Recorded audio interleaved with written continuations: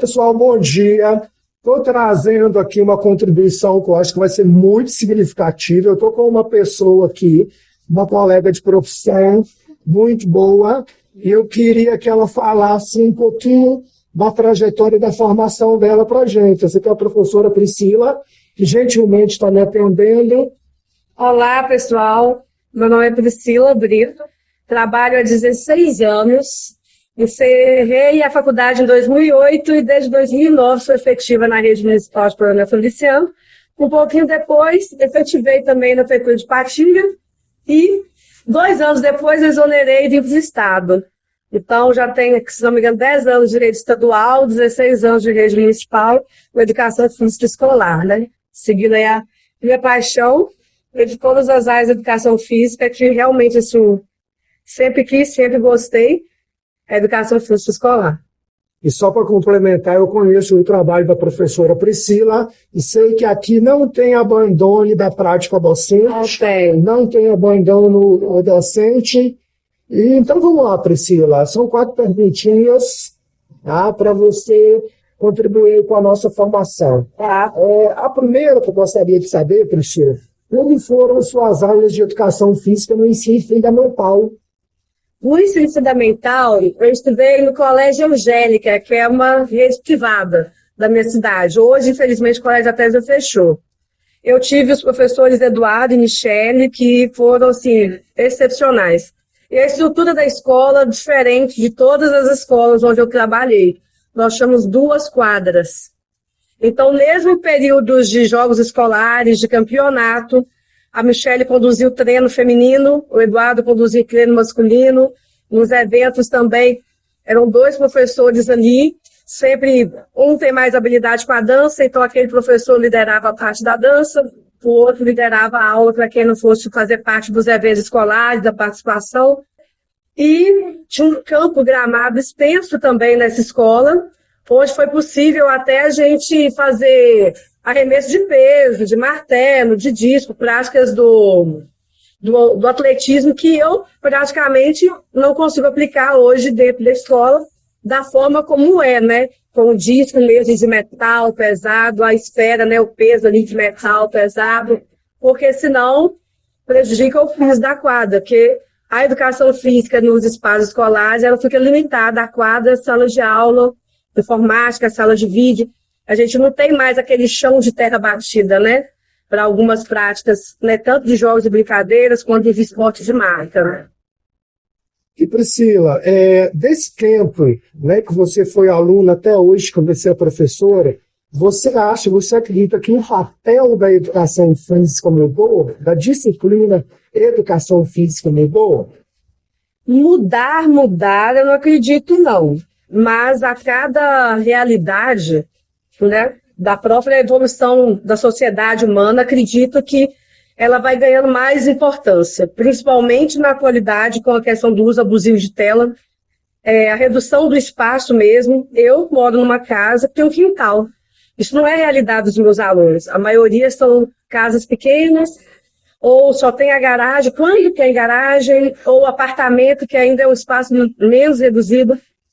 As políticas públicas que promovem, tipo assim, pracinhas, quadras comunitárias, não tem muito zelo e cuidado, nem mesmo da própria população. Então, os espaços onde a atividade física acontece hoje têm se tornado menor.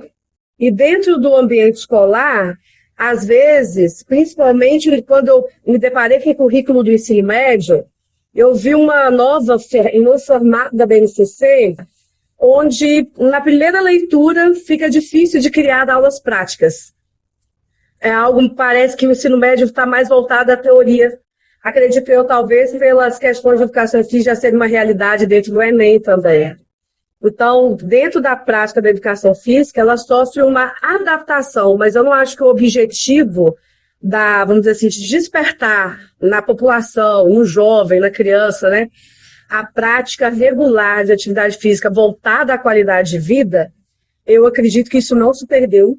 A psicomotoricidade também é de extrema importância para o currículo, visto que a criança que ela consegue realizar os macros em micromovimentos, né? A coordenação motora grossa, a coordenação motora fina. tem vínculo direto dentro da neurociência com a construção de outras habilidades. Então, a criança que pula corda, por exemplo, ela desenvolve o ritmo. Esse ritmo vai estar envolvido na dança, vai estar envolvido na leitura, na absorção ali da compreensão do conhecimento. Aquela pessoa que lê e não esquece o que leu. Então, a gente tendo essa prática da educação física dentro da escola, a gente é um aliado também ao desenvolvimento intelectual do aluno, não só o desenvolvimento físico, né, o desenvolvimento psicomotor. Priscila, a nossa terceira pergunta. Em relação às demais disciplinas que são parte do componente, né, curricular da educação básica, história, matemática, geografia, você acha que existe diferença, né, de visão, de entendimento entre a educação física e essas outras disciplinas? Elas são iguais? Existe alguma diferença? Como é que você vê isso? Eu penso na diferença em relação à educação física ser prática, porque tem matérias que realmente são muito mais teóricas.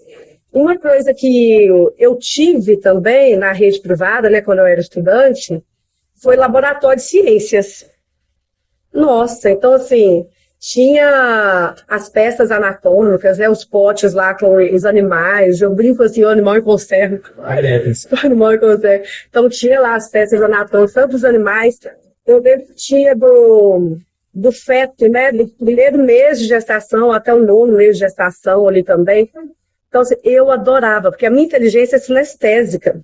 Então, ter um material concreto, para mim, faz muita diferença. E hoje em dia a gente não tem laboratório de ciências mais. Minha mãe, quando trabalhou, minha mãe também é professora de língua portuguesa, quando ela trabalhou na rede estadual, no formato da escola polivalente, era aquele formato que o professor tinha a sala dele. Então, a aula de ciências era no laboratório de ciências, a aula de geografia já era numa sala que tinha todos os mapas fixados na parede. Então, assim, o acesso até o equipamento ali, ó, para promover uma aula para o aluno era diferente. Nossa, eu lembro do ensino médio, professor de física, ele levava para a sala de aula milhões de invenções, porque não tinha laboratório para ele aplicar os experimentos da física. E isso, para mim, enquanto aluno, foi muito válido. Então, a educação física, ela é um grande laboratório. A gente pode usar vários espaços para conduzir a aula, tanto quanto a quadra, sala de vídeo, né? Quem dera, né? O home theater ou a louça digital em todas as salas, quem dera. Porque tem movimentos, por exemplo, no conteúdo de ginástica, que a gente já vai ficando mais velho e consegue executar. Então, a gente precisa de um exemplo. Então, ter o acesso assim, da tecnologia também, aí as mídias digitais nos ajudam, né? São mais uma ferramenta que nos auxilia. Então, eu percebo uma discriminação na educação física em relação aos outros conteúdos, porque quando você vê uma criança realizando uma atividade psicomotora, no jogo, na brincadeira, ela vai ficar feliz, alegre, contente, porque o exercício físico libera os hormônios da felicidade. Vai liberar a dopamina e ele vai estar muito alegre fazendo aquilo ali. E na sala de aula ele vai estar vivendo o tédio de estar sentado, parado, somente lendo, escrevendo. Então, isso já gera, vamos dizer assim, né, um estado diferente de participação naquele conteúdo. E aí, muitos dos colegas de outras áreas enxergam a educação física como lazer e divertimento, sendo que o objetivo, né, deles... sendo que tem objetivo nessa prática que a gente exerce com a criança. Inclusive, a experiência de hoje. O 8º ano trouxe no currículo deles, do plano de curso, a ginástica de condicionamento físico. Dei uma aula de pilates hoje para os meninos. Eles saíram daqui assim, como é que o pessoal idoso consegue fazer essa aula? Porque eles ficaram abismados com a tamanha força que eles tiveram que fazer para sustentar as posturas da aula de pilates. Então, assim, já cria um novo entendimento, né, sobre aquela prática, já começa a pensar, tipo assim, decorrer da vida dele, que é o foco principal, né, fazer atividade física com saúde e qualidade de vida. Então, um currículo de educação física, ele está aí para ser aplicado. Infelizmente, a gente tem os profissionais que a literatura já traz como bola a bola, que não praticam aula, né, com o objetivo que o currículo pede, a gente vê que o aluno não alcança aquela habilidade que está prevista, porque não é ofertado a esse aluno a prática correta dentro daquele segmento, seja esporte, a dança ou a luta. E Priscila, você falou um ponto-chave aí, você falou uma palavrinha rola-bola, e nessa disciplina, né, a gente traz também justamente, entre os vários fenômenos, esse fenômeno que é o fenômeno, atualmente, que a gente conhece de rola-bola, que nada mais é do que o abandono da prática docente ou o desinteresse da prática docente. Então, é uma questão muito interessante para ser levantada nas áreas de educação física. Para a gente encerrar, Priscila, em 2016, o governo federal lançou uma medida provisória, 746, que ele facultava, né, a educação física no ensino médio. Né? E ele também propunha a não obrigatoriedade da educação física no ensino fundamental. E a sensação que a gente tem aí aos longe dessas medidas é que a educação física na disciplina está prestes a cair. Qual a sua visão sobre essa questão legal? Essas medidas provisórias, por vezes, tentaram, né, tirar ou desqualificar essa contribuição da educação física, da inserção dela, né, dentro das disciplinas obrigatórias da educação básica. Tem um ponto que eu acho válido. Eu trabalhei de 2023 a 2025 com ensino médio regular, noturno e EJA, na rede estadual. E aí eu tive essa visão dos 3 campos, né? Para o noturno, tem uma lei que coloca a educação física como pré-horário. Então, 18 horas é o horário cabível para a educação física, 18, 18h50. Só que, se o aluno é do noturno, seja ele do regular, noturno ou do EJA, ele deve estar trabalhando até as 18. Sim. Então, nós temos ali uma baixa frequência nesse primeiro horário. Então, para o ensino médio noturno, prioritariamente, o ensino médio EJA para o ensino médio regular noturno, eu acredito que poderia ser possível o aluno, tipo assim, comprovar que ele já faz uma atividade física fora do ambiente escolar. Porque, realmente, se ele trabalha ali, ele não dá conta de estar presente.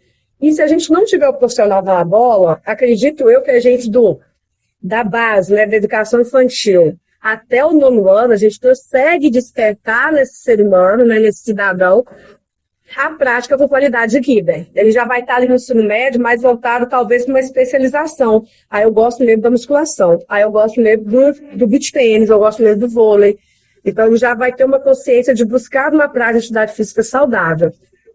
E a gente tem também, no ensino médio, alguns alunos específicos da questão de ser atleta, o aluno atleta, que ele, com o corpo físico dele, é um objeto de trabalho dentro do esporte, ele, por lei, é amparado a não participar das aulas práticas para não promover, tipo assim, lesão. Porque é um espaço que a gente cria para que a aula aconteça, mas automaticamente a gente pode acontecer uma trombada, uma queda, uma fratura. É algo que raramente, graças a Deus, acontece, mas a gente não pode deixar isso como 100%. Já no ensino médio regular, que não tem essa rotina de estudo e trabalho extracurricular, e quando a gente pensa numa população que é carente, que não tem acesso, vamos dizer assim, a clubes, a academias, se a gente pensa numa cidade que não tem políticas públicas, né, voltadas da atividade física, né, como amparo aí da saúde e qualidade de vida, eu acredito que ela é de extrema importância ainda estar na escola. E nesse formato do currículo, algumas disciplinas dos itinerários formativos, eu me iniciei a disciplina de arte e movimento. Então, foi teoria da dança. Praticamente, teoria da dança, a ementa traz basicamente conteúdo de dança, para o 2º ano do ensino médio.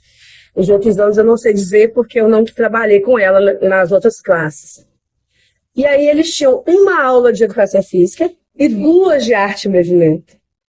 E uma coisa que me deixou muito triste, porque eu sou ex-bailarina, eu dancei dos 3 até os 26 anos.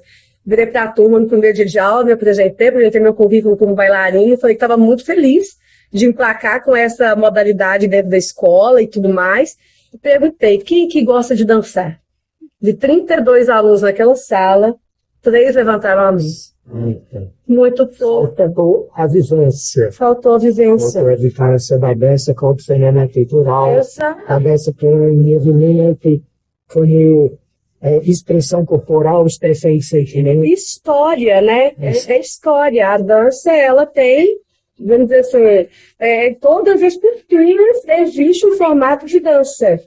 Então foi muito assim, triste quando eu vi essa realidade. Eu tinha só 3 e era uma eletiva. Eles escolheram, eles votaram e foram contemplados com a disciplina, né, com a itinerário eletiva de arte e movimento.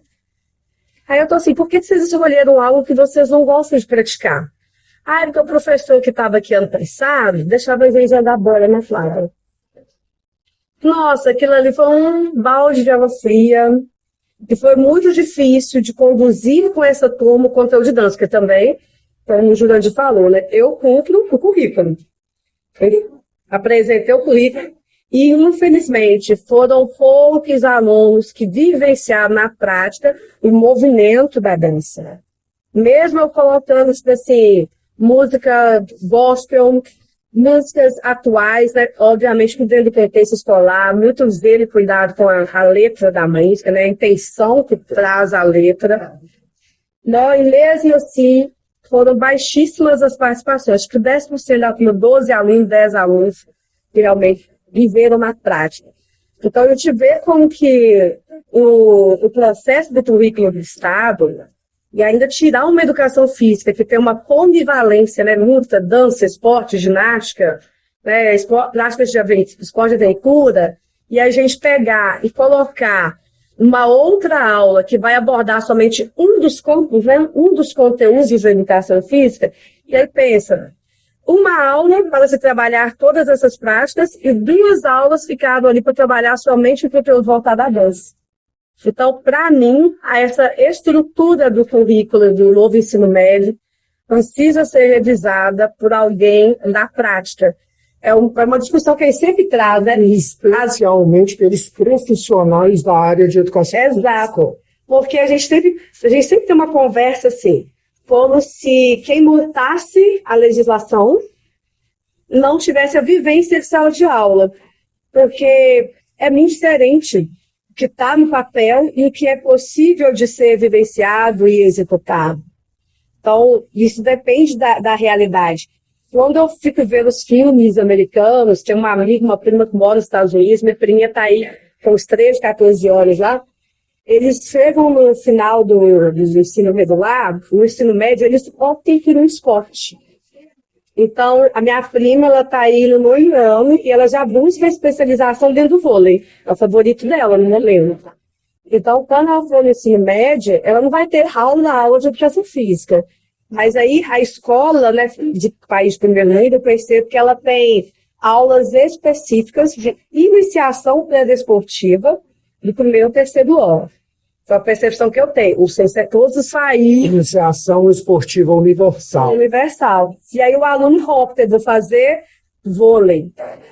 Ele vai estudar durante o ano inteiro a prática de vôlei naquele clube que ganha a Então, a gente tem ainda alguns projetos de iniciação esportiva, mas é muito mais ainda da rede privada do que da rede pública. É igual a escola que nós estamos nesse momento, ela não funciona no turno noturno. Talvez poderia ter um profissional de educação física aqui, trabalhando dentro da especialização esportiva no extra-turno da escola, né? O formato também do tempo integral, né? Poderia ser assim também. Principalmente para o ensino médio, e que tornaria mais atrativo até para o aluno. Ele fazer aquilo que é, assim, de desejo, do bem pessoal dele. Legal, hein? Priscila, muito obrigado, tá, pela sua contribuição. Tenho certeza que vai contribuir muito para o nosso pensamento crítico, para as nossas reflexões, né? E para essa busca aí. Estamos buscando ser os profissionais melhores, de entendermos melhor o verdadeiro papel e principalmente aquilo que a gente falou, né? E não abandono do trabalho pedagógico. Exatamente. Não rola bola. Exatamente. Não rola bola. Não rola bola. Muito obrigado. Obrigado pela contribuição. Então, pessoal, é isso. Abraço. Obrigada, gente.